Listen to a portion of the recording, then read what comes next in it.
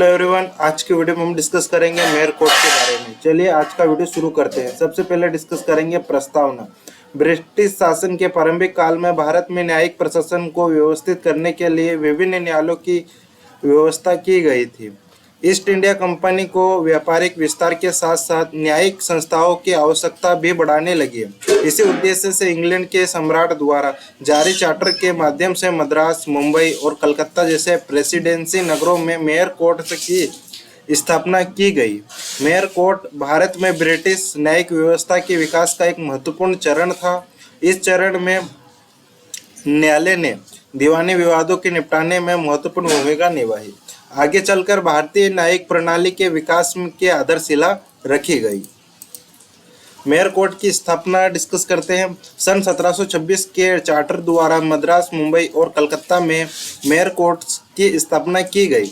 यह charter England के राजा George प्रथम द्वारा जारी किया गया था। इस चार्टर का मुख्य उद्देश्य प्रेसिडेंसी नगरों में एक समान न्यायिक व्यवस्था स्थापित करना था।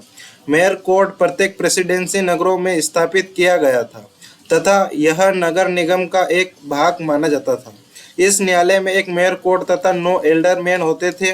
इनमें अधिकांश सदस्य ब्रिटिश नागरिक हुआ करते थे। मेयर कोर्ट की संरचना डिस्कस कर लेते हैं। तो आपको जो भी स्क्रीन पे जो भी डायग्राम दिखाई दे रहा है उसको आप डिस्कस करते हैं, ठीक है।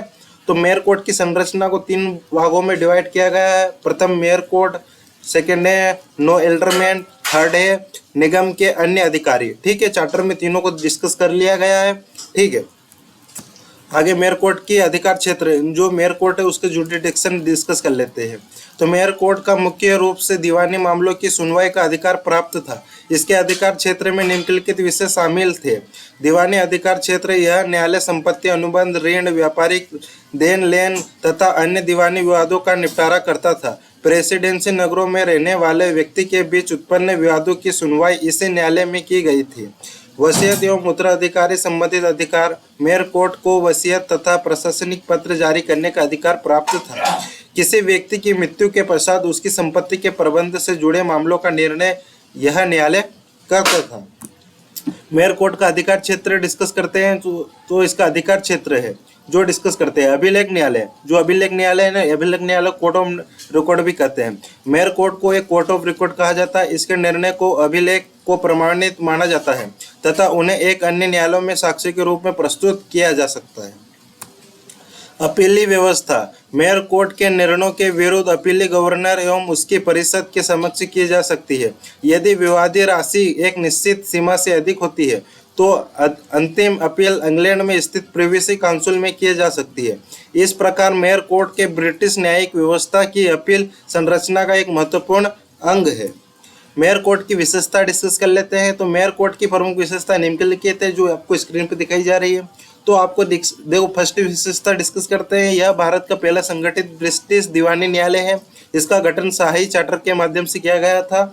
यह कोर्ट ऑफ रिकॉर्ड है। इसमें वसीयत तथा उत्तराधिकारी संबंधित मामलों की सुनवाई का अधिकार प्राप्त था। इसके निर्णयों के विरुद्ध अपील की व्यवस्था उपलब्ध थी। इसने अंग्रेजी विधि के सिद्धांतों को भारत में लागू करने का मार्ग प्रशस्त किया। मेयर कोर्ट की कमियां, यद्यपि मेयर कोर्ट न्यायिक व्यवस्था की दशा में महत्वपूर्ण कदम था, फिर भी इसमें कुछ कमियां थी। भारतीयों का सीमित प्रतिनिधित्व, इस न्यायालय में भारतीयों को पर्याप्त प्रतिनिधित्व नहीं दिया गया था। अधिकांश न्यायिक अंग्रेज होते थे जिससे भारतीयों का विश्वास पूरी तरह स्थापित नहीं रहा। अंग्रेजी कानून की प्रधानता, जो भी इंग्लिश लॉ थे उसकी प्रधानता थी मेयर कोर्ट में, ठीक है।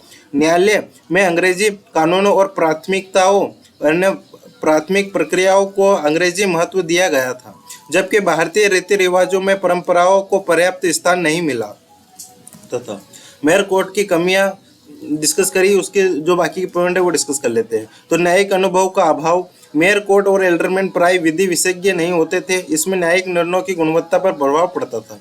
प्रशासनिक हस्तक्षेप, गवर्नर और परिषद के पास अपीली अधिकार होने के कारण न्यायपालिका की स्वतंत्रता पूर्ण रूप से सुनिश्चित की गई थी।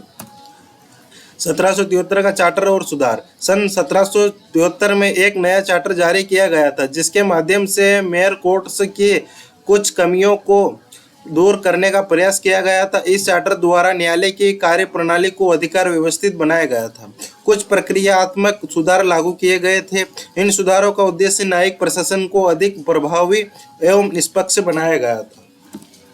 मेयर कोर्ट का महत्व डिस्कस करते हैं। तो भारतीय न्यायिक इतिहास में मेयर कोर्ट का विशेष महत्व है। इसने भारत में आधुनिक न्यायिक संस्थाओं के विकास का मार्ग प्रशस्त किया। इसके माध्यम से पहली बार एक संगठित दीवानी न्यायालय की स्थापना हुई। बाद में स्थापित सुप्रीम कोर्ट तथा उच्च न्यायालयों की संरचना पर भी इसका प्रभाव देखा जा सकता है। मेयर कोर्ट ने न्यायिक अभिलेखों, अपील व्यवस्था तथा दीवानी न्याय प्रशासन के क्षेत्र में महत्वपूर्ण योगदान दिया गया। यह ब्रिटिश भारत की न्यायिक व्यवस्था का आधारभूत संस्थान माना जाता है। अब डिस्कस करेंगे निष्कर्ष। अतः यह कहा जा सकता है कि प्रेसिडेंसी नगरों में स्थापित मेयर कोर्ट्स भारत के न्यायिक इतिहास का एक महत्वपूर्ण अध्याय है। इसकी स्थापना 1726 के चार्टर के अंतर्गत की गई थी और इसका मुख्य उद्देश्य प्रेसिडेंसी नगरों से संगठित न्यायिक व्यवस्था स्थापित करना था। यद्यपि इसमें कुछ कमियां थी, फिर भी इसने भारतीय न्यायिक प्रणाली के विकास में महत्वपूर्ण योगदान दिया। आधुनिक भारतीय न्यायिक पालिका के विकास में मेयर कोर्ट की भूमिका अत्यंत महत्वपूर्ण एवं ऐतिहासिक रही है। अगला टॉपिक अगले वीडियो में डिस्कस करेंगे। आज के वीडियो में इतना ही। जय हिंद, जय भारत।